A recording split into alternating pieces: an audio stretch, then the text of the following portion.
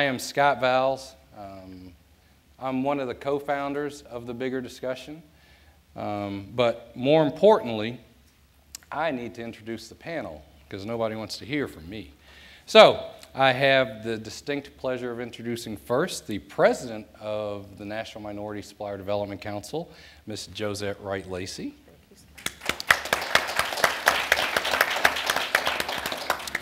Next to her, we have Jerry Fernandez. He's the executive director of the Multicultural Food Service and Hospitality Alliance. Next to him is Pamela Prince Eason. She is the president, executive director, woman in charge. I'm not sure what the title is, but I'll give you enough of them. Of the Women's Business Enterprise National Council. She runs it. And I am so honored to be able to introduce a very good friend of mine, a person that I looked up to and a mentor of mine, Richard Huebner from the Houston Minority Supplier Development Council. Very good. One other reason that we brought Richard back was because we had a debate. See, both him and I were on the first Bigger Discussion, and he thinks he's the one that caused the extra 5,000 hits. So we're going to see. So when you tweet about this, I want you to say who was really the one that got you to tune in. Okay, so that being said, one last thing I will say is, yes, I did choose the chairs. They are all very high. I'm the only one up here that can sit like this. I gave the ladies instructions not to swing their legs because and the men too, because it might take away from the poignancy of our arguments if you're going, well, I think that. So that being said. Now we're just going to dive right into it. And the first question that we're going to ask, and I'd like everybody to respond to it. And then after that, if somebody says something and you'd like to jump in, then feel free. I will probably try to limit the responses to 2 or 3 minutes each, so think of that. But so we've been doing this in one capacity or another for 40 some odd years. My first question is, what's going right with supplier diversity? What's going wrong with supplier diversity? And we'll start off with Ms. Wright-Lacey. Okay. Well, I'll think of something that happened last week that made me feel good. We had 2 new inductees into the $1 Billion Roundtable. So there are still companies that are very committed to supplier diversity. Bank of America in the financial services sector was the first member of the financial services sector to actually make it into the $1 Billion Roundtable. And Kaiser Permanente also made it into the $1 Billion Roundtable. So that says to me that there are still companies that still have that as an important goal. So I feel like I'd like all of my corporate members to be challenged to try to get into the $1 Billion Roundtable. But the fact that 2 have really made that important and have achieved that goal after a significant period of time, I think is really important. I think what's not going so well is what I would call diversity fatigue.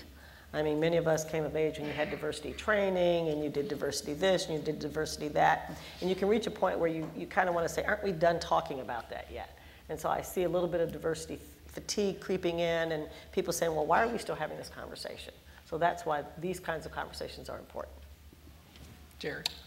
Well, I think what's going right with supply diversity is the NMSDC and WeBank and others, because without your voice and without you beating the drum, I am convinced a lot of companies in our industry, in particular restaurants and hotels, would not be doing anything on this whatsoever. What's wrong with supply diversity is I don't think we've made as clear a business case as we need to. I think we have to always keep making the business case, but I think we have to always look at how can we sharpen the spear. It's kind of like when you go to the dentist and you got a toothache. When he finally finds that spot, that's it. That's the point we have to get with supply diversity. And the last thing I'll say on that is that as long as there's no pressure and there's no pain, there will be no gain. Because I believe in diversity and inclusion, there's two things that drive it, pain and gain.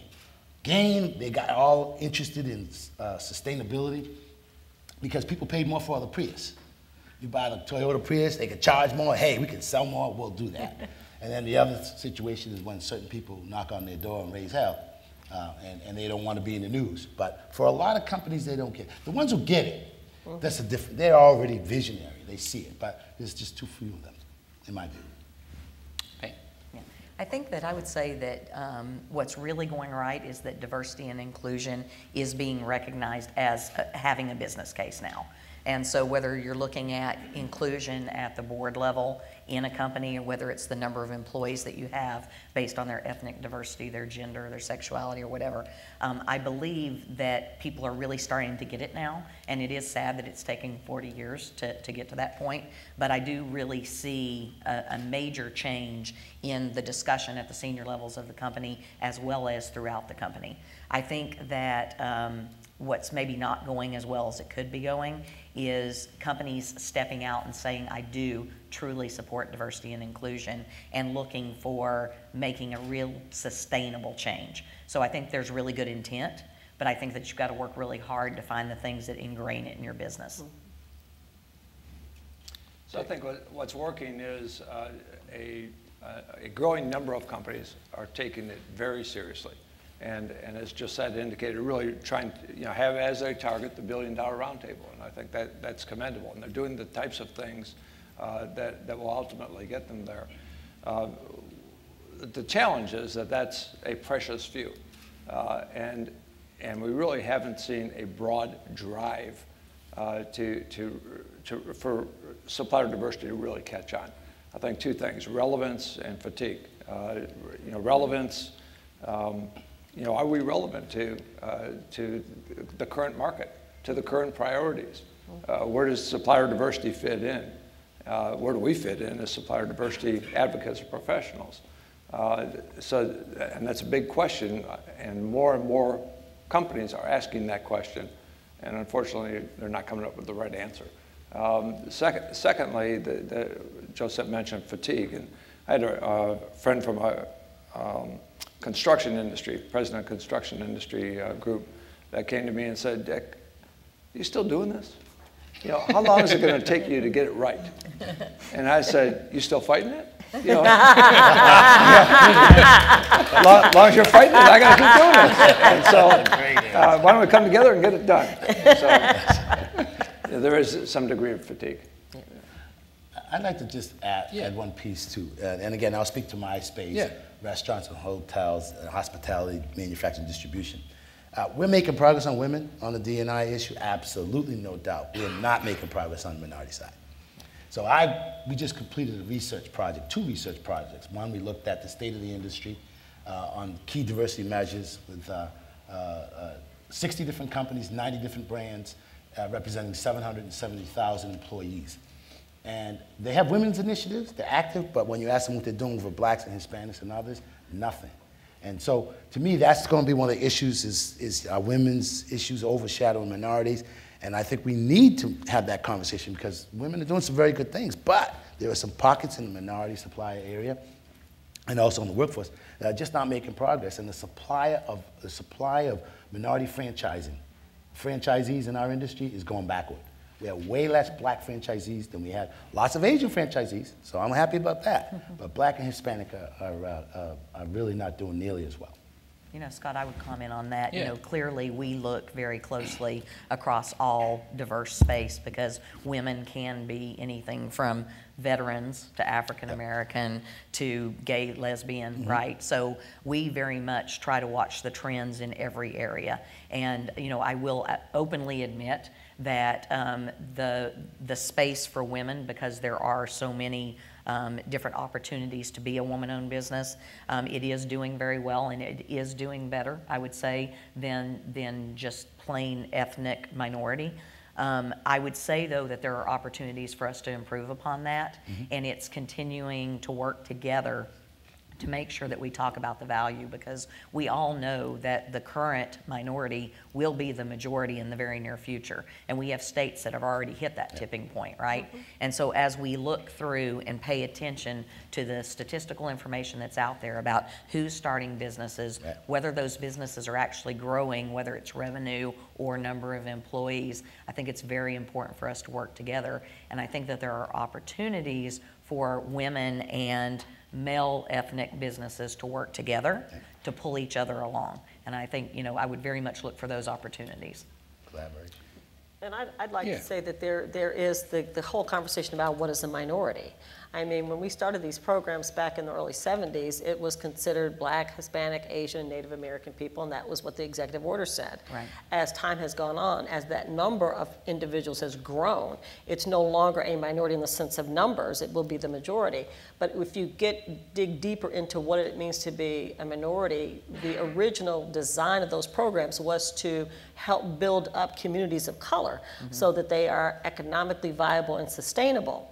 And the supplier diversity initiatives with respect to minorities have not met that challenge. They have not met that goal, and they're slipping. And as you add others into that, quote, minority pot, now diverse, it's further diluted. And that's the challenge that we have to manage, is the dilution of the engagement of minorities in the economic engine of the country.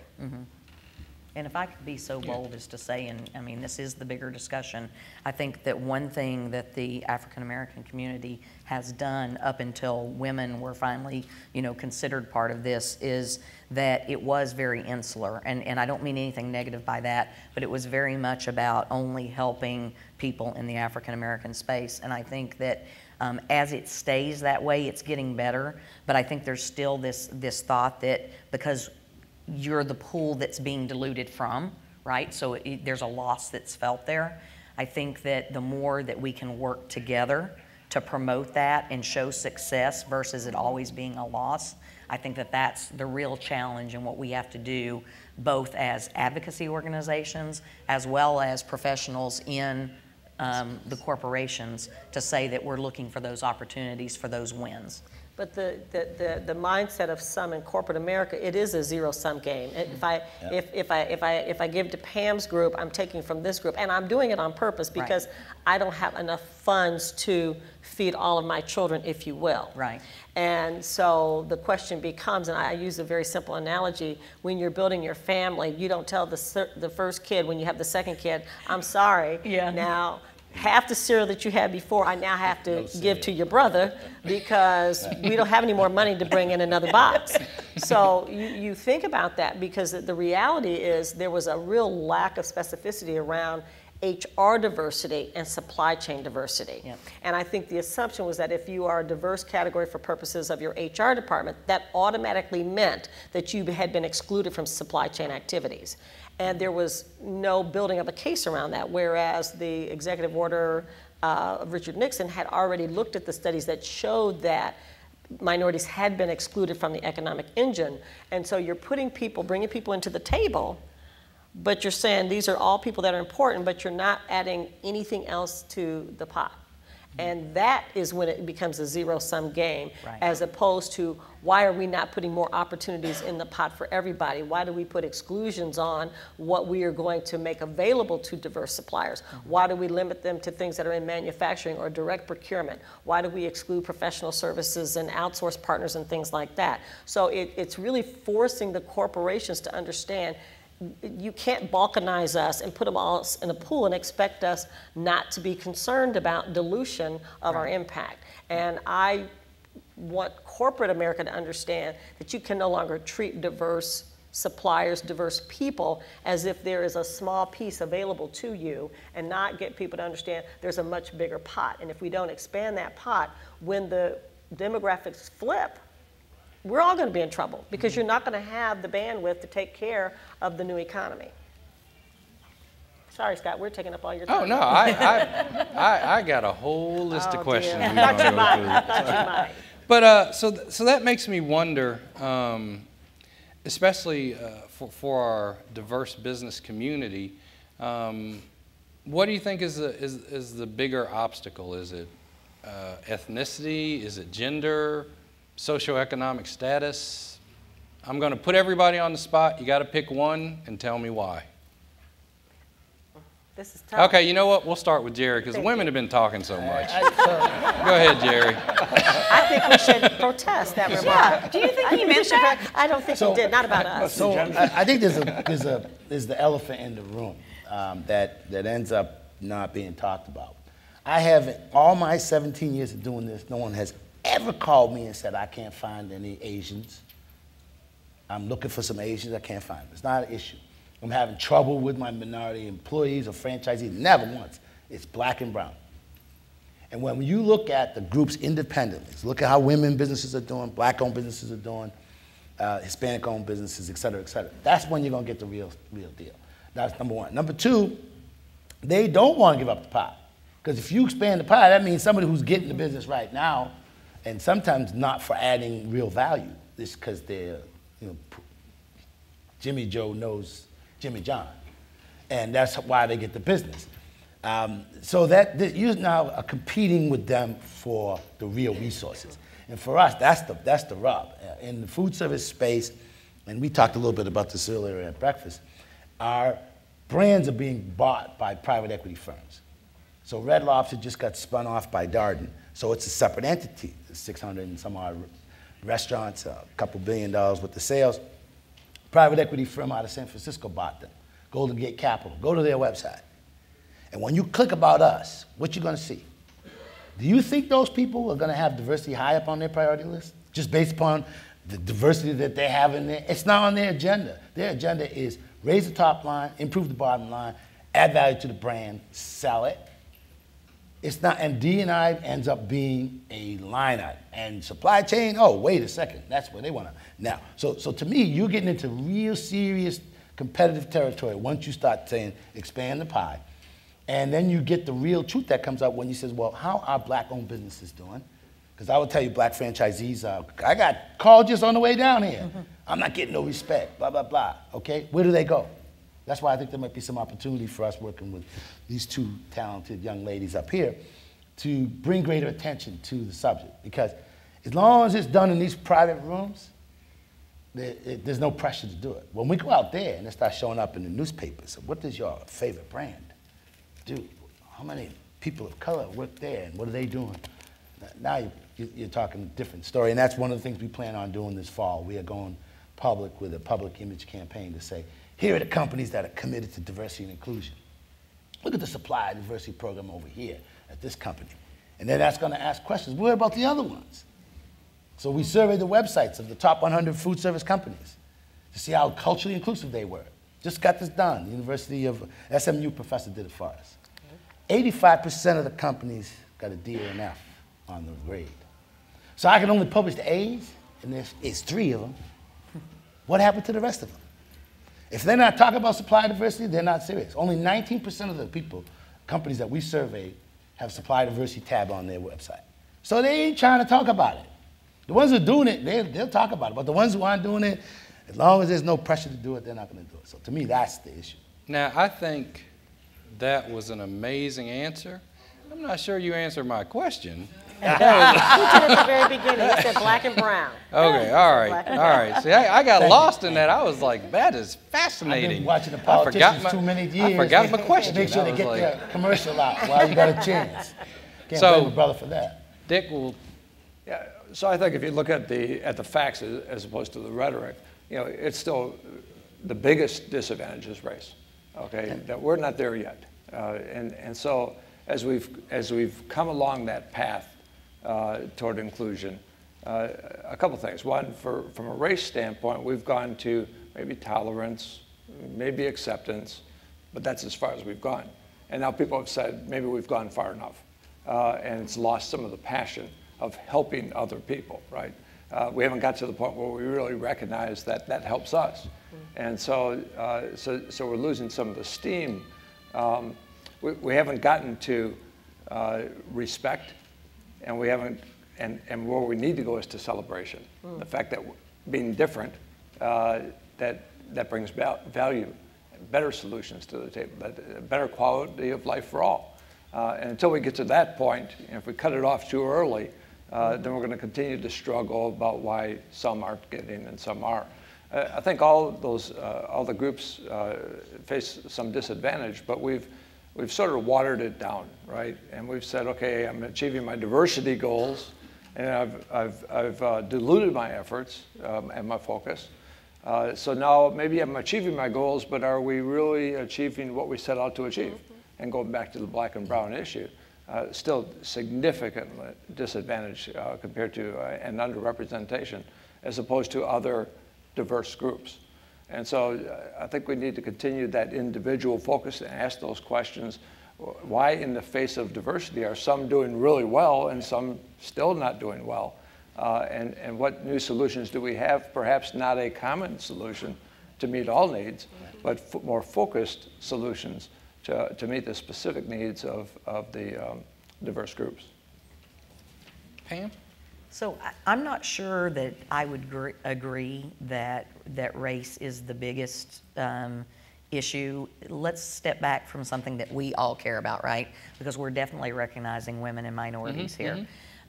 If we had someone from the National Gay and Lesbian Chamber of Commerce, I bet that they would have a very tough discussion with us about recognition of their LGBT businesses.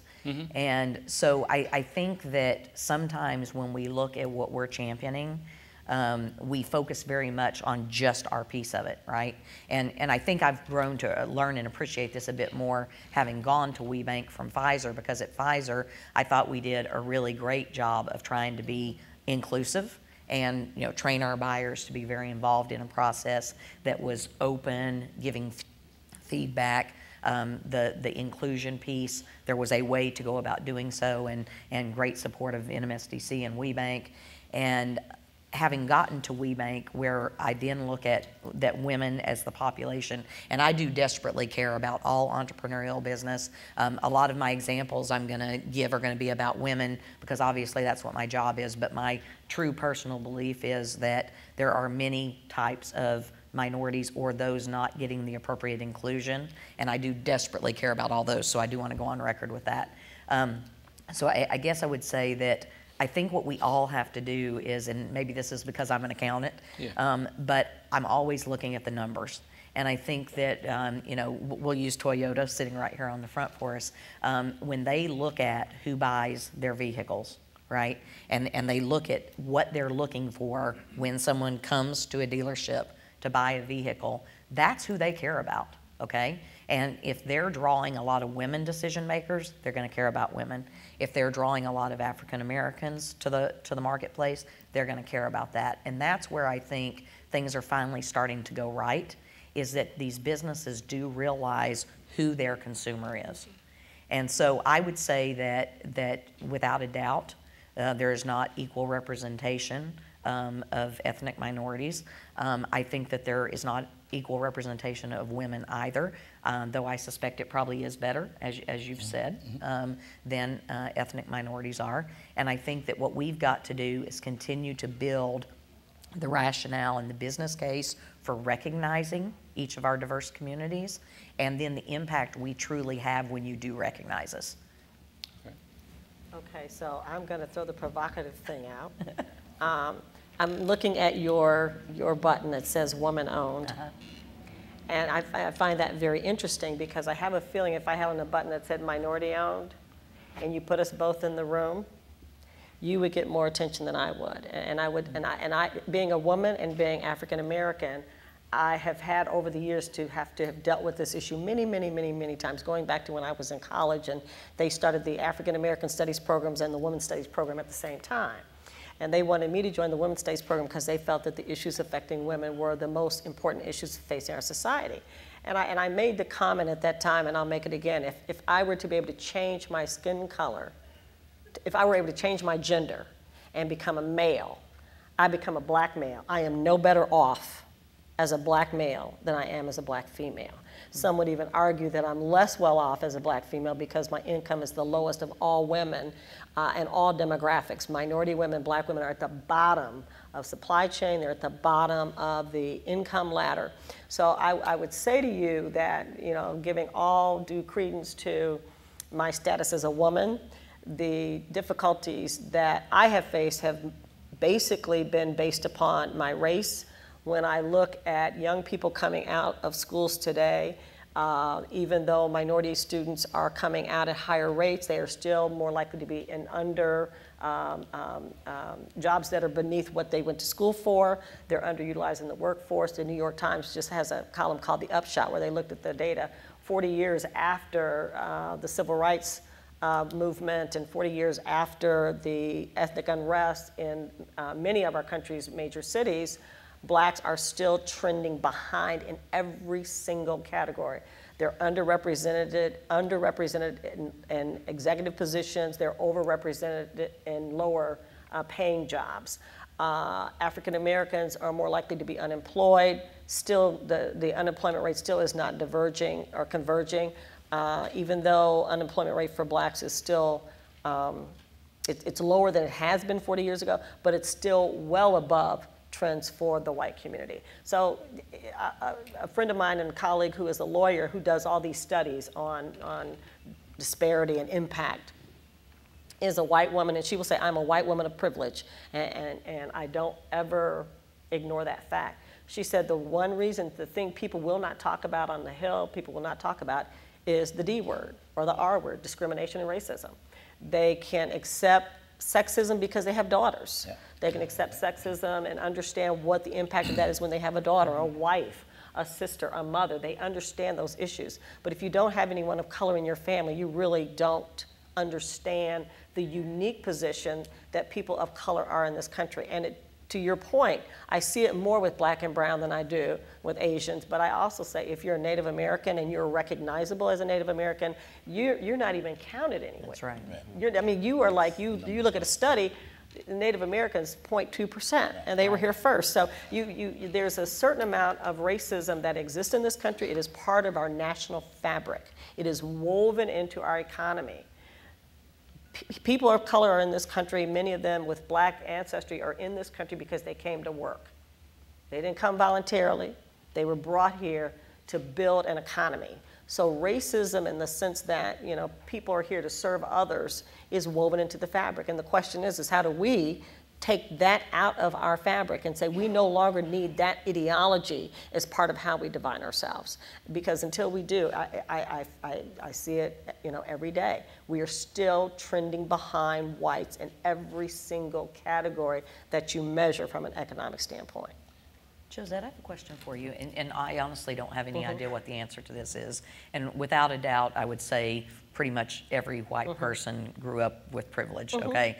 I mean, certainly, I came out of the Appalachian Mountains, right? So, I mean, I probably didn't come up with the same privilege that a lot of people, but nonetheless, I do agree with you on those comments. What do you think, though? So I have a granddaughter who's 13, and she walks around and tells everybody that Gwen Turner, who you know very well, an African-American female, is her aunt, right? Because Gwen and I are very close friends. And so there is an age group now that doesn't recognize any, like skin color doesn't matter to them. So what do you think the impact of that is on what it is we're trying to accomplish? You raise a really good point. I think that the generation, I'll start with people that are 30 and below. Okay. They are very different from those that are 40 and above. My sons would say to me, come on, Mom, get over it.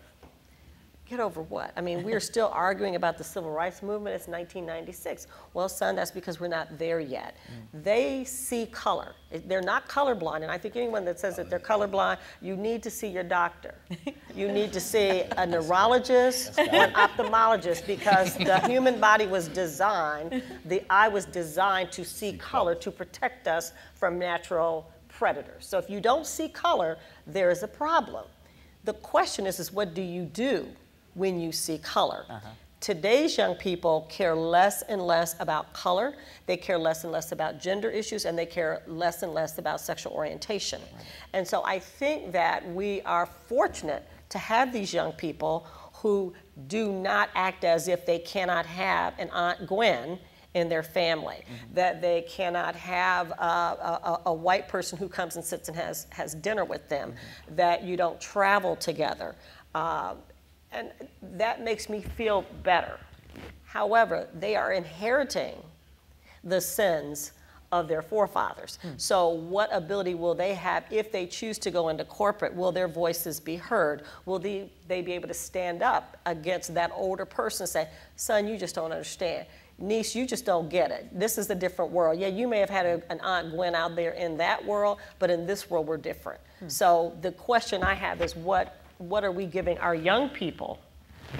How are we giving them the courage to stand up and say, that's just wrong? So we got to let Jerry, because Jerry, you look like you're about to burst over there, man.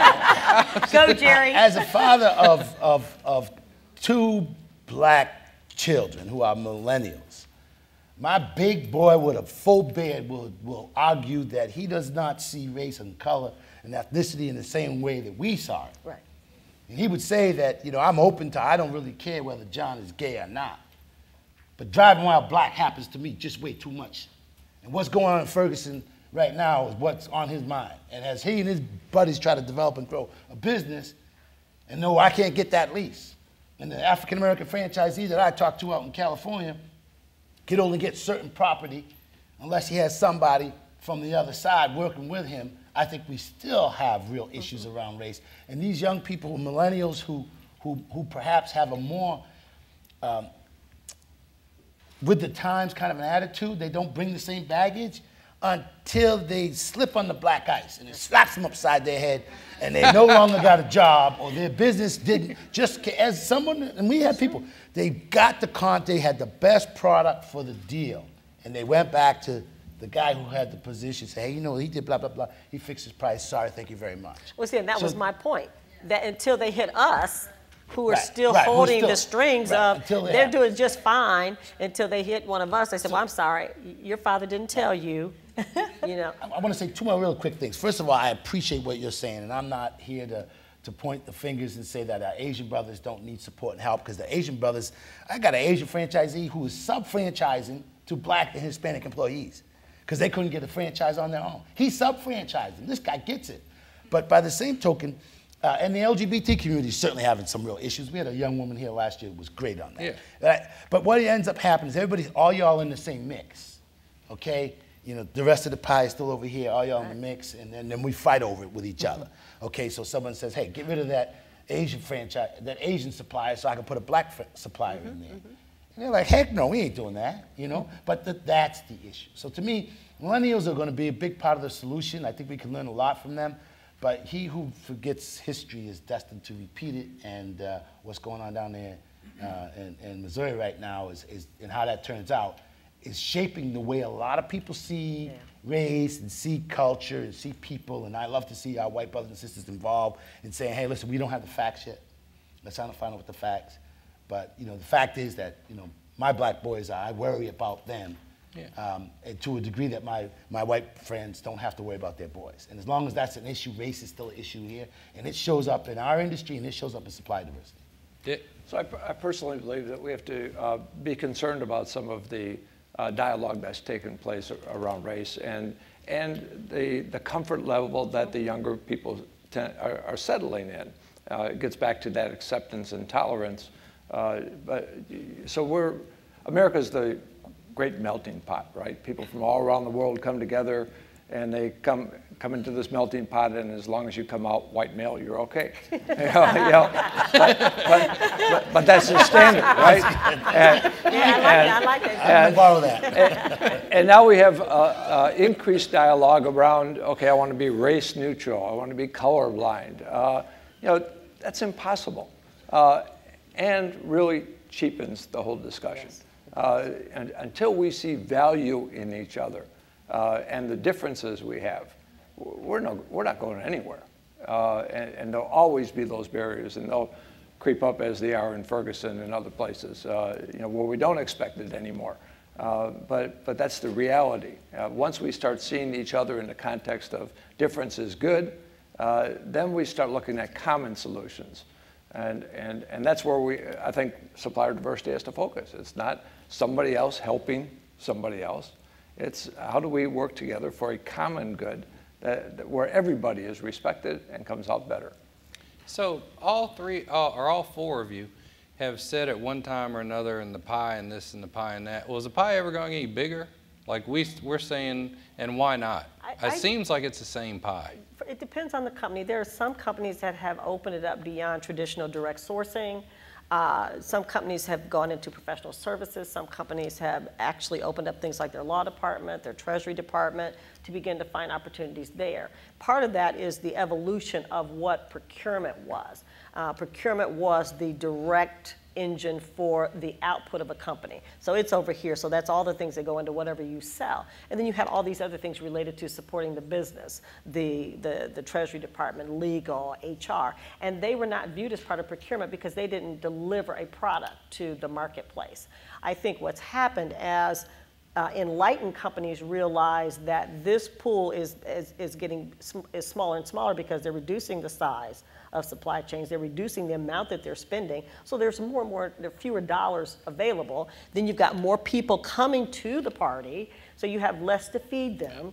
So enlightened companies are saying, okay, this isn't going to work. If we want to continue to grow our spend at 10% or 12%, we're going to have to find new opportunities within the companies. That's what members of the $1 Billion Roundtable do. They don't just stick to direct sourcing. They're looking at what other departments in the company can we make available for minority suppliers and diverse suppliers. So I would say that the companies who are serious about growth of supplier diversity programs and not kind of like capping it at 1%, that's where the fighting is going to be. When you go to the $1 Billion Roundtable, and Pam and I were both there last week, those companies aren't having these kind of conversations about, you know, I've got 2 women, I've got 2 Asians, I got 3 white guys. They're not doing that conversation at all. They're talking about value creation because they realize the more money they put into diverse communities, into female-owned businesses, they're growing their customer base. So they're way beyond these kind of conversations. I think the unfortunate thing is so many companies are still playing if I take him out and put her in, okay, I'll make them happy for a little bit. Then when the Reverend comes, I'll take her out and put him in. And then when the U.S. Hispanic Chamber comes, okay, I'll take him out and put him back in. Exactly. And so you're never making any forward movement. Smart companies are opening up beyond direct procurement. Smart companies are including things in supplier diversity initiatives that have never been included before, and they need to be recognized and they need to be thanked and celebrated for their innovative approach to procurement. And you know, I think as advocates too, it's up to us to work with these corporations that truly care and to understand. So for instance, we'll talk about the oil and gas industry. There's not traditionally a large number of women-owned businesses, and I suspect African-American businesses or ethnic businesses that work in that space when you talk about getting into the true process of what these oil and gas companies do. So not the peripheral things that you could, you know, the printing and stuff like this, right? It's the real meat of what these businesses are in business to do. And I think as advocacy organizations, we can all talk about the things that we see that are issues, but we have to work with these corporations who do care and look for what's important to them. And one of the biggest changes I think we've made at WeBank in the last 3 years is that everyone on our staff recognizes that we've got to evolve to the position where we're bringing to the table to these corporations the women and minority-owned businesses that have the skill set that they need. They also need this, of course, in their employee base, right? So it's important to them there. But for us, reaching out, trying to touch some of the young people, growing them up so that they can either become very valid contributors to the supply chains and to the products and the services that are coming out, either as an employee or as a business owner. I think that that's a key way that we can all work together to try to move this change and focus on what we can do as the advocacy organization. I think the advocacy piece that, Dick, you first brought up and both of you have mentioned is really important. You know, you see oil and gas, and I know somebody's got a national television ad where they showcase when they do something in Alaska, it shows up down here. I don't think it was a mistake that the woman has a leadership position. So it was communicating, we got women in leadership roles. And other things I've seen that they could show, we have minority and women-owned businesses who are in the supply chain to bring legitimacy to minority businesses. So I think we have to see more advocacy in the public space, which is one of the things that we're gonna focus on by talking about who's doing it well. We'll be able to point, well, did you know that they have a good supplier diversity program that includes women and LGBT and minorities, et cetera, et cetera. And I'm not sure that we do as good a job there as we need to. And I think that will help people be more comfortable with expanding the pie. Because when they expand the pie, they're giving you the keys to our supply chain or to a piece of our supply chain. And you're right, that whole services area, nobody gets to underwrite the public, initial public offering except for this law firm. It's not a Hispanic or an Asian or woman-owned law firm, because the minority and women-owned law firm organization has got the same issues. So I think the advocacy, how can we get out there and advocate for the ones that have quality, that are doing a good job, for the ones who are advocating on our behalf, the women and the LGBT and the white men. I mean, you need to have voices like that in front of it, because they get sick of hearing me. So when I bring in somebody who looks like him, and he says it, and all of a sudden it got new legitimacy. So go ahead, Dick. Bring some new legitimacy to this. But I think one of the reasons that that supplier diversity has languished for 40 years without really achieving significant results is that we're still in a compliance mode. Okay, we're still focused, and so if I have to do something, okay, then I'm going to find the path of least resistance. And we're dealing largely with corporations that are risk adverse, procurement organizations, which of all organizations are risk adverse, and so so we're looking at, okay, what's the least path, the path of least risk. And we're carving out those contract opportunities for minority firms. And if we look at why minority firms are struggling, or women-owned businesses, we're in the wrong industries, right? And now we're starting to see, through the leadership of the $1 Billion Roundtable, and what's happening in corporate America with a much stronger value focus, they're saying, okay, it's not about risk aversion as much as it is, what's the value? How do we create value? How do we bring people together to create value? And so now it's moving minority firms, in the case of the oil industry, from downstream, where we're all there, to upstream, where the real money is. A very closed process, but is it willing to accept that? Maybe not necessarily on the basis of newcomers, but new value. And so I think the transformation of the corporations to much more value focus opens the door to minority firms to show where they fit into that value stream, as opposed to the supplier diversity stream. Pam, are you good with everything? I'm good Okay, so far, I just want to make sure. Did I make a face? I got a tweet here saying, make sure you ask the one person on the panel that's not wearing glasses a question. So I just,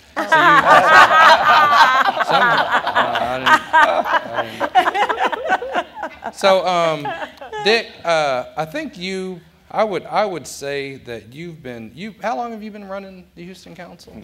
29 years. 29 years. So arguably, you've probably been doing this as long or longer than most people on this panel. So I'm going to start with you. Do you think the current value proposition for supplier diversity needs some sort of reboot, or? Yeah. So I'm distressed. What keeps me up at night is, okay, how do you get it across? There's the adage, you give a person a fish they'll eat for a day. Give a person or teach them how to fish and eat for a lifetime. Yeah. Well, we're still focused on giving fish. And when will we get it? That, okay, a collaborative effort to really build businesses and around a valuable value proposition is beneficial to everyone. And so I see supplier diversity, unfortunately, lack of priority. Most corporate executives have 2 or 3 or 4 priorities, that's it. Supplier diversity is rarely one of those, right? Diversity is rarely one of those, but more often than supplier diversity. And so here we are, phenomenal people out working in supplier diversity, but not respected, appreciated as I believe they should, and not being allowed to perform the role that they're capable of performing, because it doesn't relate to the priorities. We look at, we have a Chief Procurement Officer Summit, and a lot of the focus around that Chief Procurement Officer Summit was around local content. And I said, I'm envious.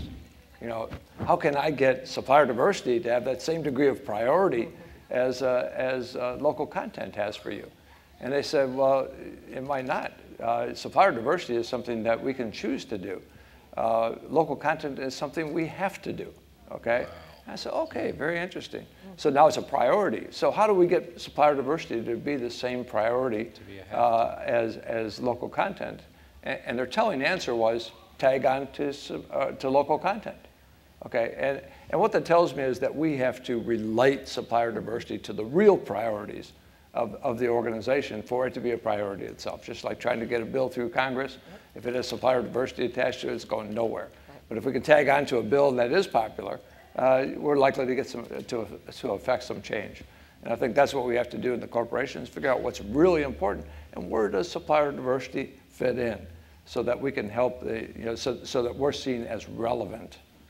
Now, I am in no way implying, I want to say this to everybody, that if I give Josette the chance to talk next, that I'm saying she's next to Dick as far as how long she's been in the industry. Well, but that would be so correct, because I've been in the industry 27 years. I've been doing this off and on for 27 years. Okay, so 'cause I know not running a council. That's but amazing, because before we started, she told me she was 28 well, years old. I started. Very precocious, ahead of my time. But it's interesting because I started as a lawyer helping build this, helping a purchasing client figure out how do you do the compliance program if you're going after a public bid. And so it was like, they got this thing called MWBE. They didn't teach that in law school where I went. And I said, I have no idea what you're talking about. What does it mean? So the purchasing people came up and explained to me the program. And I said, are we monitoring it? Do we have the tracking in place? Because if we get audited, the city's going to want to know, where it was.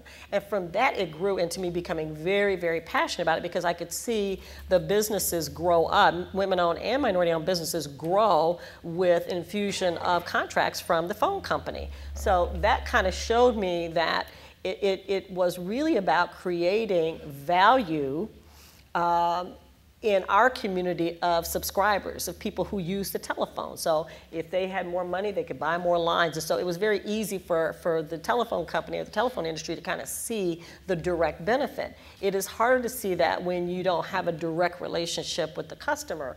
And I would say that tagging it along with something that they get is important. And I find it interesting that sustainability has been one of those things that companies do understand, and Joan Kerr has done some wonderful presentations about integrating supply chain, diverse supply chain issues into sustainability as you think about companies growing and the markets that they serve. And she's done some wonderful work and research in that area, and I think that that's one of the things that you can do. To me, and this is what makes me the saddest about the state that we're in, is despite the contributions of minorities to the creation of this country, from its very, very earliest stages, we still have to beg and plead, cajole, crawl, and have to be advocated for. And that is something that really, on a very emotional, psychic level, disturbs me. And so sometimes having these conversations, I'll probably have to go out and run a couple miles to kind of get over the fact that why are we even having these conversations when minorities play such an important role, men and women, in growing this country to what it is today, that we have to be a program that people get to decide whether or not they want to engage us in things that will add value, not just to minority communities, but to the greater American community, to the American economy. And when I go overseas and I see, we've got 5 Global Link affiliates, and they are in various stages of trying to get up to speed. We've got Canada, the UK, South Africa, Australia, and China, and the Canadian president is here, and they have different issues because they have different, what they call minority is going to vary from country to country. But everybody's beginning to realize is how do you engage those people that have not been engaged? Because we don't want them to be a drain on the economy. If you want to do something about welfare, give people jobs. If you want to give people jobs, give minority businesses contracts, give women-owned businesses contracts. If you give a minority-owned business a contract, they are 100% more likely to go out and hire another minority. Well, you know what? The more minorities that are hired, the less issues that you have with poverty, the less issues that you have with people being on public roles and all of that. So to me, it's not understanding that we are all going to rise together or we are all going to fail together. And it's going to happen a lot quicker than we realize. And, you know, I spent some time in South Africa, and the one thing about South Africa, my thing that I keep thinking about, it's a city of fences. The very wealthy live behind fences. They have concertina wire. I've not seen that in a residential community. I've seen that in prisons, but not seen concertina wire on top of residential facilities, residential communities to keep the people that don't have out. This country cannot become a have and the have-nots where the 10 or 5 or 10% of us are living behind barricades, hiding away from the rest of the country. And I really fear that unless we get this supplier diversity thing right, whether we're talking about women or we're talking about LGBT, when you start excluding people and putting them in their own places, you're balkanizing the nation. And we know what happens when you balkanize a nation. You don't have the United States of America. Jerry, I get nervous. You're taking a lot of notes, bro. Well, it helps me think. You know, plus I'm over 50-something, so sometimes my wife tells me that I don't remember. But there were three things that, and they tie right into what you just said, Joe, said that for me, I believe will help with the business case. Packaging, messaging, and results. Nothing changes people's attention, or changes the discussion like getting results. You know, Wayne Gretzky said, you want to protect your reputation, get results. So, but packaging, and this is some of what I've heard here. Okay, wait. He mentioned hockey in a diversity discussion. I'm from Massachusetts. How can I help? See, this is diversity because only in Massachusetts do they have black people that pay attention to hockey. I played it. There you go. I played it. I'm saying diversity is a good thing. They got a few other states too. That's all right. So, but packaging, you know, and you know, how do we package this up? In your statement about this is about the improving the entire American landscape. You know, taking young people who don't have skills, giving them skills, putting them into business means they got to spend more time focusing on running their business than they are how they're going to break into your car. But the packaging has to be inclusive. It has to have women. It has to have, so people can see somebody who looks like them making the case, and it has to include white men in the front saying, "I'm not doing this because someone got a gun next to me." Secondly, messaging. What do we actually talk about? Well, how do we say it and where do we say it? You know, I think we should do advertisements inside our industry, but we need to see something out in the public space. The USA Today. These are the companies that are fueling the women and minority supply development. They're growing, you know, the next big thing. That you saw on the news in the newspaper that Silicon Valley just announced their numbers. You know, it's mostly male, Asian, and white, and women aren't doing very well at all in Silicon Valley. Well, in food service, we could take a page out of that because we got the same issue. Women doing a little bit better, Asians are doing well, but blacks and browns are not. So the messaging and who the messenger is. And lastly, results. We have to show results, and nothing will change the CEO's mind like show me the numbers. So I was just in California with a major restaurant company, I won't tell you who they are, and I asked them, I said, do you believe multicultural is an opportunity? They said yes. I said, so what are you doing to market to African Americans who have the income level to buy what you, nothing. We don't, well, how many blacks or Hispanics do you have in your employee profile or your customer profile? They don't know.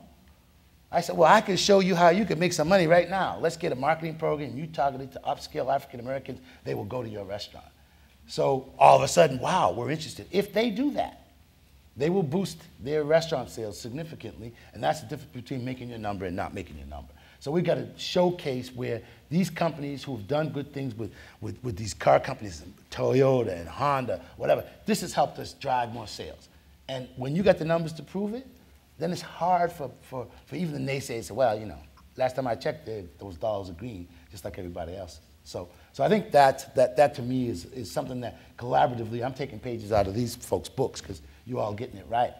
To some degree, we have more to do, but I think more collaboration around those things could really help us make a solid business case.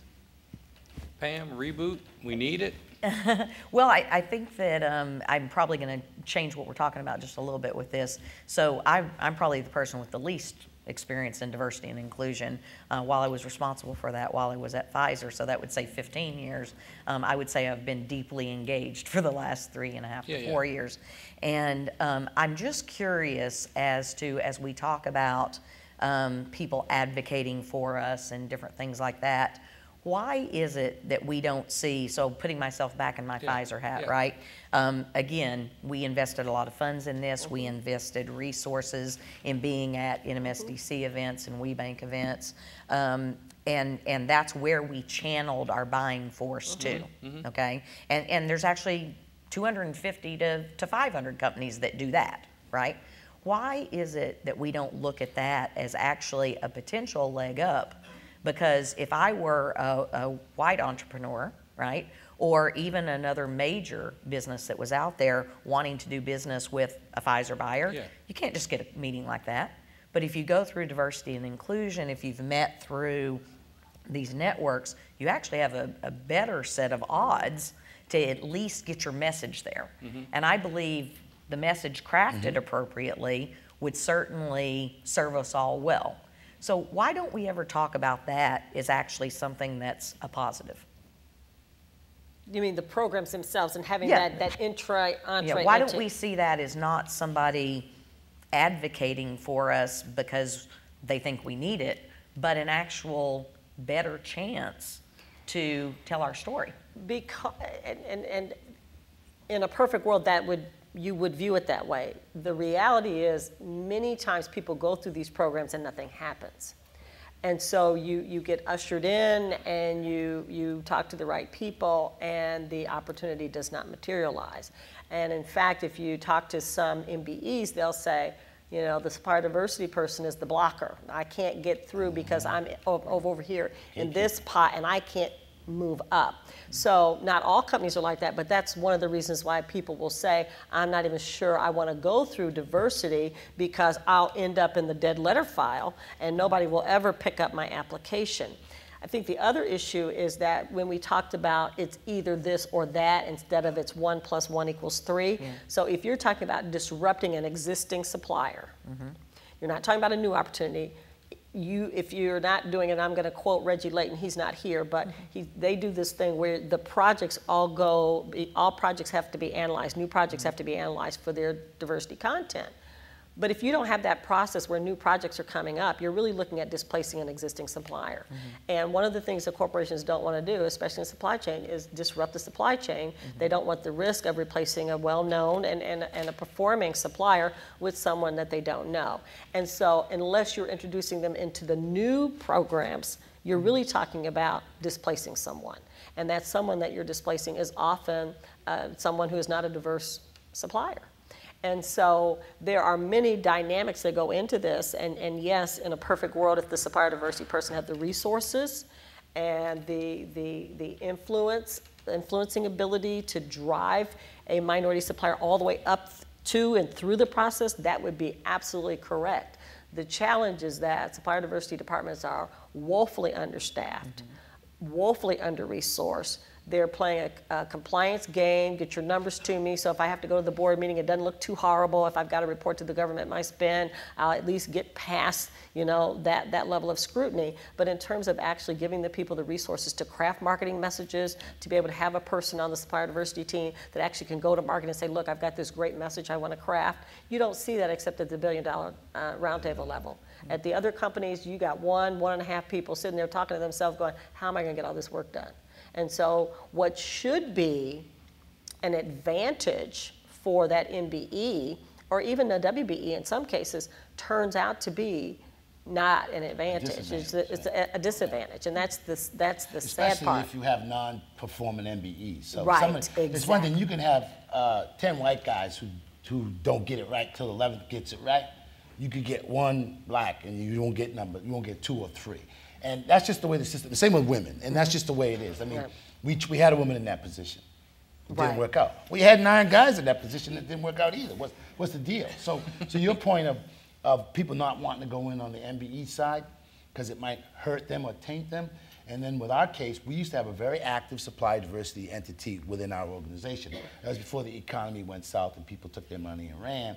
But MBEs would come back to us and say, I went to your conference, spent 3 days, spent $1,500, did all this stuff, sent 100 samples, and I can't get any further than the ones who are already doing something with us, you know, Darden, Denny's, McDonald's, and General Mills, a few others who are already doing something, but we can't get to the others because they're not serious. And if they don't have, if you get a CEO who comes to the event, oh, this is great, call my person over there, fine.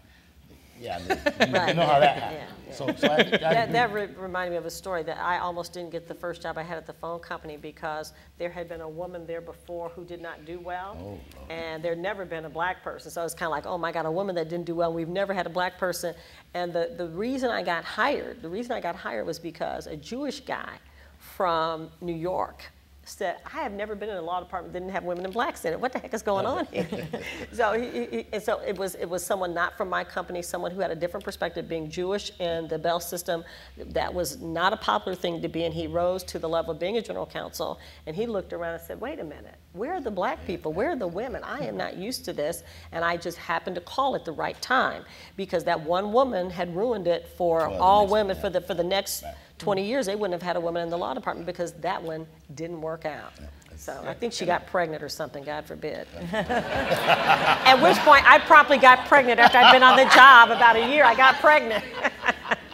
So I think Pam really raises a good point. You know, one of the strengths of our organizations is that we do facilitate some direct links. Now, it may not be to the right person. There's usually a chain that has to follow. And I remember a minority business saying, well, this supplier diversity person can't help me. And I said, no, they can. They just haven't chosen to yet. There's a lot more involved in that than just bringing people together, right? And now you got to position them for success. We spend a lot of time talking to our suppliers and saying, you know, so what's your value proposition? And they'll tell me what they do. Okay, that's not a value proposition. So I have no interest. I already have people doing that, and I don't want to pay them either. And so, you know, so what I want is the results, right? And so how do we, well, if I don't know what you need, how do I position myself with value? And that's where the link comes in. It's not so much bringing buyer and seller together and watching magic. That's how my job was defined to me 29 years ago. Okay? We bring buyers and sellers together and they work magic. Okay? They do business. That is not working today, right? And most buyers won't come out anymore because they don't want to be bothered with the firms that really can't meet their needs. And so we're having a harder time attracting the right people to really sit down and talk real business. But if I can get together with a supplier diversity person, gain insight, gain information, then I can go in and use that to break into a closed system by showing the value that I bring. And I think you make such a good point because businesses have to change their approach. We used to be a commodity culture where you were just looking for widgets or boxes of whatever, and you could go in and say, I've got this box and this is what it does, and that was perfectly fine. But the supply chain, it went from being buying or purchasing to procurement to supply chain to value chain operations. And what's happened is that the business community, the minority business community, has not kept up with that approach to purchasing. It's not just purchasing anymore. This is an enterprise-wide value chain analysis. And so it is really important that the MBE or WBE, for that matter, understand how do they fit in? What is the solution that they're bringing to the table that is beyond just a packaged good? It is easy to terminate a contract with someone who's just selling you a widget. That's easy to do because it's a transaction. It's a little harder to break a relationship that is based upon value. So when we talk to MBEs, most of the MBEs that are certified by NMSDC are under $10 million in revenue. And so those businesses have to ask themselves, what do they bring that adds value that will not be perceived as a risk to a corporate value chain? Because there's not a procurement person in the world that will tell you that their job is anything other than managing risk. How do I make sure that there's no disruptions in my supply chain? There's no problem with getting my product to market. So if you, as an MBE, don't understand where those disruptions could occur and how you can solve for those disruptions, there's no conversation. The conversation has gone from, okay, I need 10,000 boxes delivered, you know, free alongside such and such a place, I'll pick them up. That's not happening anymore. And if you're in that business, you need to start thinking about how do you create a value package around that product, because a product in and of itself is not a solution. And the corporations are looking for end-to-end solutions to their business problems. So we're getting ready to wind it down here, but I guess I'm still struggling with trying to figure out how does supplier diversity prove that it's benefiting the economy? Like, I guess that's what, Okay. so we'll start with See, you. I think one of the things that we need to really do is think about and talk about impact. I had an opportunity to go to a forum at the University of Washington earlier this summer, and we had all these wonderful professors in the room, and they have been writing about supplier diversity for a very long time. They do impact studies, they do all sorts of analysis of job creation. They talk about things like how many more cars can you buy if you do a contract that's worth $1 million. The challenge is that we are talking anecdotally, and we've got great stories. But the real deal, to several points made, it's results. What is the bottom line number? How many jobs get created? So we're in the process of looking at doing an impact study for the MBEs just in our database. We know that we spend $185 billion a year. Our corporate members spend roughly $185 billion with MBEs every year. But what does that $185 billion translate to? What do you get for investing $185 billion in 10,000 MBE firms? How many jobs does that throw off? How many kids get to go to college? How many houses get bought? Those sorts of things. I had one of the professors, and there were all these very PhD academics, and their biggest issue is nobody is telling their story, and they're trying to figure out how do they get grant money to continue to write this, because in academia this is kind of like supplier diversity to the CPO. Well, we're not going to give you any grant money for that. So I think that there's a way to market what they're saying, their messaging, their impact analysis, to say this is what the impact is. You've got UCLA, you've got Pepperdine, you've got Tuck, you've got Harvard, you've got University of Washington, all these, Morehouse College, Howard University, that talk about this. How do we pull that data out and say, in the last 10 years, corporate America spent X billions of dollars with women and minorities. Here's what that money did. We don't talk about that. But when you talk about the fact that in about, they say 2050, we're going to be a minority majority, it's not going to be 2050, folks. It's going to be something like 2025. And you're trying to figure out, where are you going to be able to sell your products? Where is your market going to be? Western Europe is flat. They are not experiencing any growth in their economy whatsoever. So you're really looking at emerging markets. The emerging markets are pretty much what? All brown and black. So you got to get with the program. You got to figure out, how do I leverage the black and brown people that I have in this country today, the Asians. Think about India as a market. How do I leverage Asian suppliers here in the US to get me a leg up in an emerging market like India or Mexico or Argentina or Brazil? The US market is not growing. Now we have a choice. We can say we're going to sell all of our products in BRIC nations and call it a day. I don't think corporate America is ready to give up on the US population, but unless they're willing to create jobs through contracting opportunities, there's not going to be an American economy to buy that stuff. So that's my concern. And I would piggyback on the data pieces. For us, we were all about advocacy in our early years, workforce, customer, community, supply. Then, of course, the supply chain went south, and then the economy. We decided our focus needed to be on how do we help the business do three things. How do you raise the top line? How do you improve the bottom line? How do you add value to the brand? So how you sell, market, and serve multicultural customers. If you haven't figured that out, then you're missing an opportunity. So Cheesecake Factory, black people like what you got. Hispanics got money too, so target them. So that would be one. Number two, how do you coach, develop, and engage that multicultural workforce?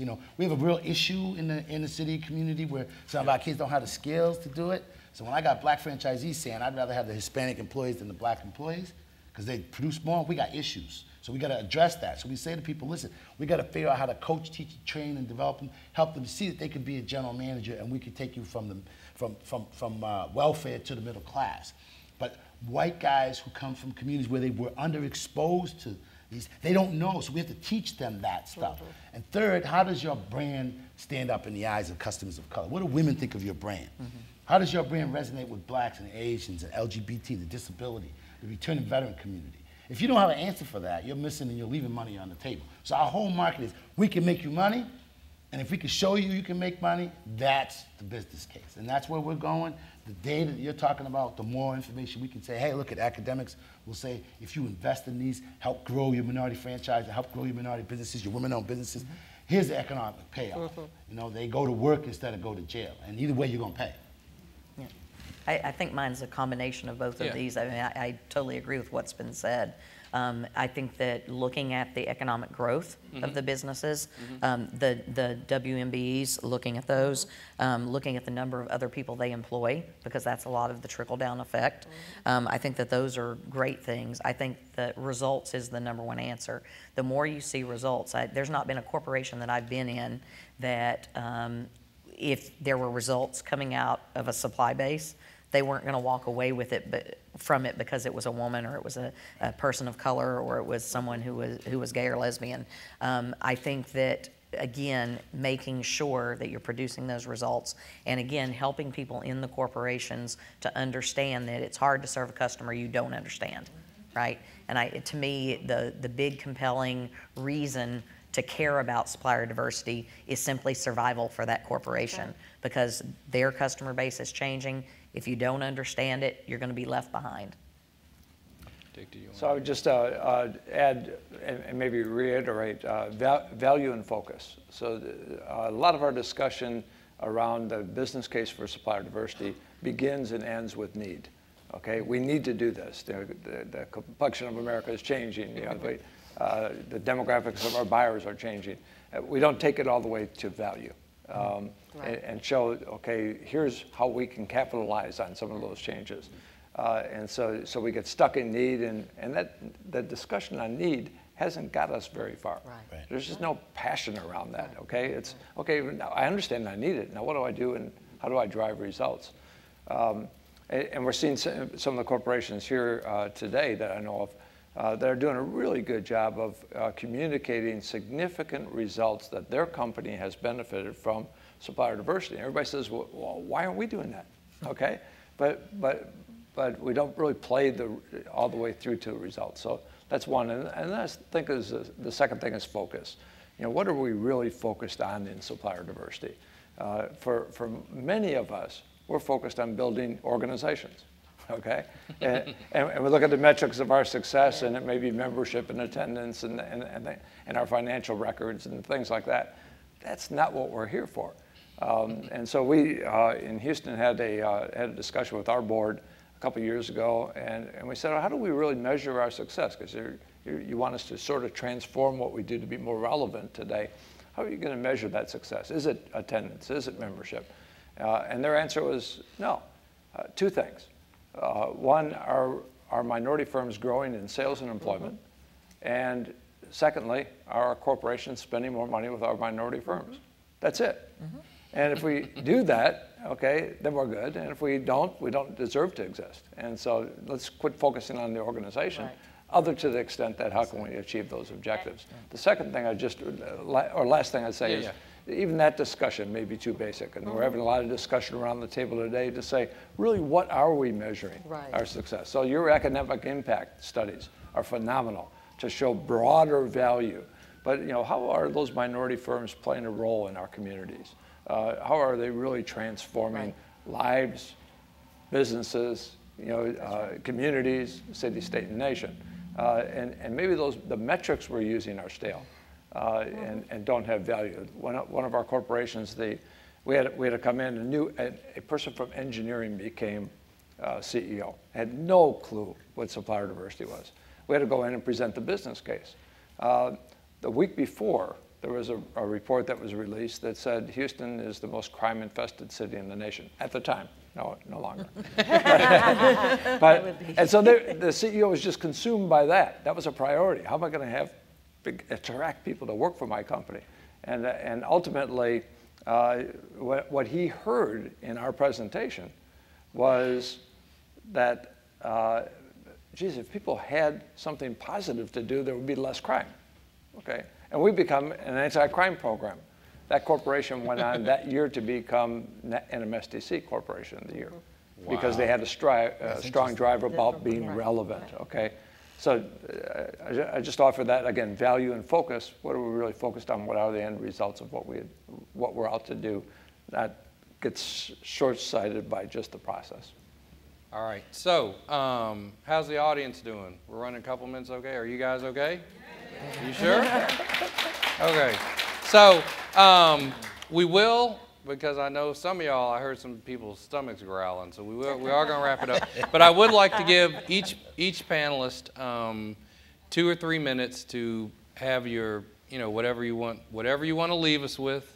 If you're going to drop some knowledge, this is your opportunity. So we've covered a lot of stuff here today, and I would like to, while I'm giving them, I'm stalling and giving them a chance to think, because you got 2 or 3 minutes to say something really profound. So, that's a lot of pressure, because I would hate to be deleting you off the tape. So, but before they do, I think we should give all of our panelists a big round of applause. I think it takes a lot of courage to come up here and say some of these things, talk about some of these things that aren't necessarily politically correct, to step out of our comfort zone. So I truly applaud them for doing that. So my hat's off to all of you. Obviously, I will never do that. That's why I'm the moderator. So I am not stepping out there like that. Didn't you recently write a book, Scott? Yes, he did. Well, now that you mention it. Yeah, step right out there. But Well, I'll step forward with Yes, something. please. And this is kind of a shameless plug, but it's an example of what I think can make a very big difference. So with our WeBank corporate member base, we're always looking for ways that we can enhance the experience that our women-owned businesses can have. And again, as I said, you need to really care about what that business cares about. So Walmart, the biggest retailer in the world, obviously cares about their sales, and we're all very familiar with that. And so they have a women's economic initiative in place that we're very active participants in. And when we looked as part of that initiative to say, how can Walmart meet its commitment of spending $20 billion with women through the year 2016, we had to look for some very challenging ways to look at things that they offshore, different ways that they go to market, what happens when they retail in a store, and it was very much about various business processes. And in doing so, one of the things that they always do as part of their business activity is to do customer insights. So they very much understand that in their store, the mom is the person who's coming in a vast 90 to 95% of the time to make purchases at Walmart. And so in testing that, one of the things that they learned about product that designated itself as women-owned, and Josette, I bring that up because you noticed the lapel, what they recognized was that people would actually make a choice about a product because, in fact, they could tell that this was another mom who had made this product and gotten it on the shelf, and they could very much relate to that person. And so in doing so, they recognized that they could spend more with women-owned businesses if they were selling more off of the shelves at those stores. And so working in collaboration with us and WeConnect, they were able to come up with a design which they have given over to WeBank and WeConnect so that other retail organizations can utilize this as well, and that those women-owned businesses can get more exposure in various stores. So a product like CLR that many of you use, you may not know that that is actually a woman-owned business. She is a mother. She had several brothers, and her father worked with her for her to be the person who would take over the business because of her deep love and experience within that business. And so in telling some of these stories, it's really helping the consumer to recognize whose product they're actually buying. And so I would just say, I would challenge us all that as we're advocating to make sure that we're listening to what customers truly care about and trying to bring our product and service when it's consumer-based to the market in such a way that they understand who we are, right? So whether we're a minority-owned business, woman-owned business, or any other type of business. And so the way we're doing that with our women-owned businesses is if your product is on the shelves of Walmart or Sam's, if it's now on the online catalog of Office Depot, we're working with a number of our other corporate members to utilize this badging on product and on promotion so that they recognize these are women-owned businesses. Here's the story of that women-owned business. And I would say that that could be done with minority-owned businesses as well. Jerry, we're going to come to you. Well, Last word. My closing comments are going to be short and to the point. I think what I'm learning today and what I'm hearing is that we need to do more collaboration as we advocate. So collaborate and advocate. I mean, you have such good work being done, the NMSDC and We Bank, and I think we could all learn at the foot of the master here, so to speak. And I mean that in all sincerity, because in food service and hospitality, we're the #1 employer of minorities in this country, but we're just not making the grade. We're not getting there. And we as an organization are a lot smaller than we were before because people don't think this is important. You got a black president, we don't really have to worry about this, and there's no pressure being put on anyone. So our survival is going to mean we go public. As we go to the public space, we're going to go to the websites and say, here are the companies that have demonstrated a commitment to women and minorities from an employment standpoint, from a workplace standpoint, and you should know about them. So yeah, we're advocating for McDonald's, we're advocating for Darden, and we're advocating for those companies that have been supportive of it. But then they're going to ask the question, what about the others? And I'm saying, well, ask them. Right. What are they doing? Yeah. We have to get the public involved in this conversation. So advocacy and collaboration, and we have to make sure that there's something in it for everyone. I mean, I don't want this, it's not a win-lose game. I'm not mad at my Asian brothers because they're doing so well in franchising. I just want to make sure that there's more opportunity because this is our civil rights movement. Economics and creating economic opportunity is what we're going to be judged by, and to me, that's the area I want to make the most. I love the food service industry, I love the hospitality industry, I love the food business. I just want to see more people who look like me having the opportunity to enjoy the fruits of being in a business that's growing, that's serving people. I just don't want the white guys to have all the fun. And I don't think they do either. Ms. Wright-Lacey. This has been just a fascinating conversation. I'm having all kinds of thoughts running through my head right about now, and I would say a couple things. Collaboration is absolutely essential. We've got to convince corporate America that it's not about 1 + 1 = 2. It's a much bigger conversation than that. And if we go in and we continue to pick apart each individual diverse supplier, that's what they want. We cannot let that happen. So that's one message I would leave. The other message I would leave is it saddens me that if I were to wear a sign that said minority owned and I were to be on the shelf of Walmart, I dare say not that many people would buy the product, including other minorities. That saddens me deeply. So when I see you with your pen, I might be able to put a minority owned pen on my sons and my husband and the dog, but other than that, I don't think that would get the same kind of lift that wearing the woman on sign, and that saddens me. The other thing that saddens me, and it gets to your point, Jerry, and that is, when I say this, I get a little nervous because I'm a corporate member organization, but we have to be better consumers. When I was a younger person, I was raising my children, there were certain brands we did not buy. If we went to the store, because I knew who had the good programs and who didn't have the programs, and so there were certain things we just did not buy.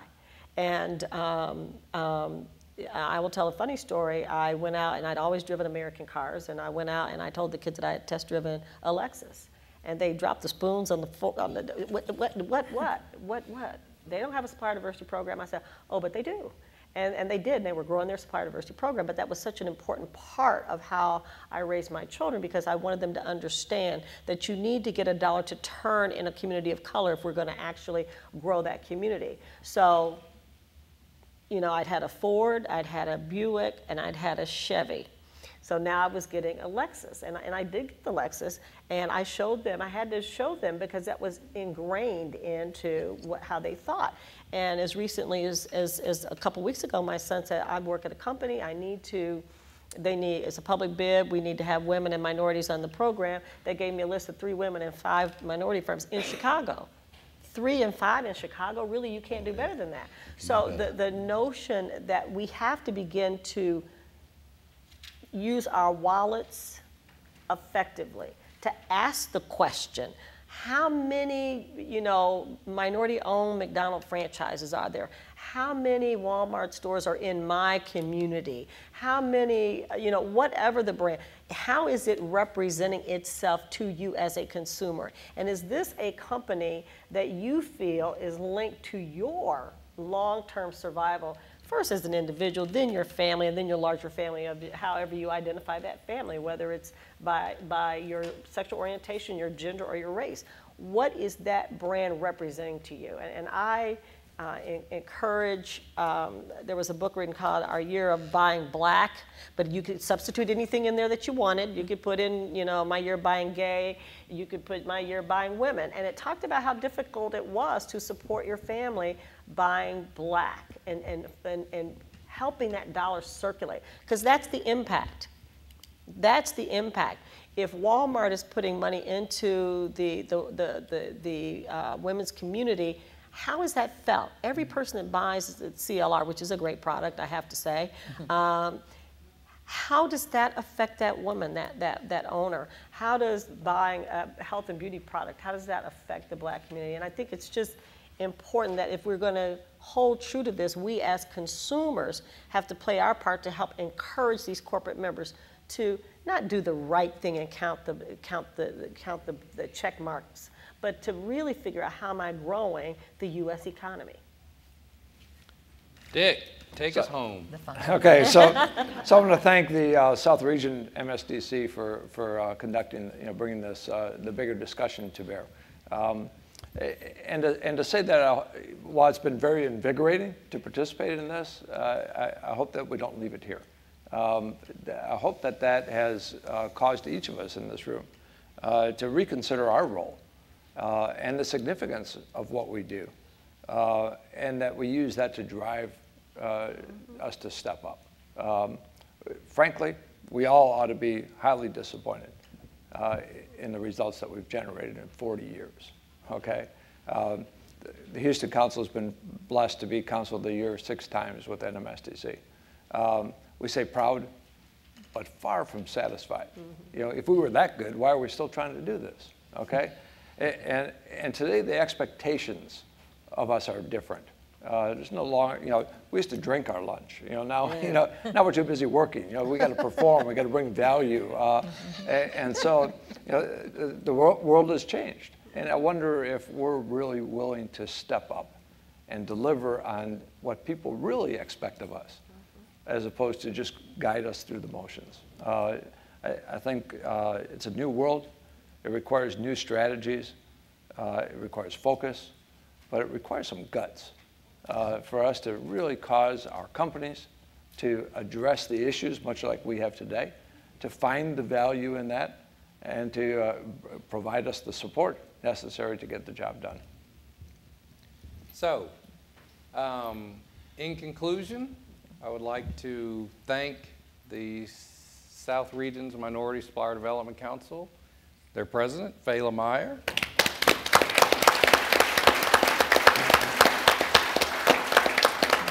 And we also, I don't know how many of them are here, but if her board members are here, would they stand up? Because they empowered her to do this.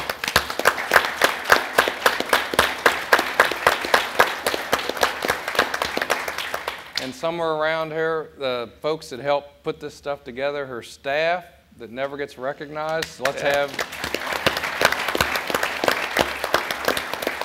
And just so you don't forget, Josette Wright Lacey, Jerry Fernandez, Pamela Prince Eason, Dick Heavener. So.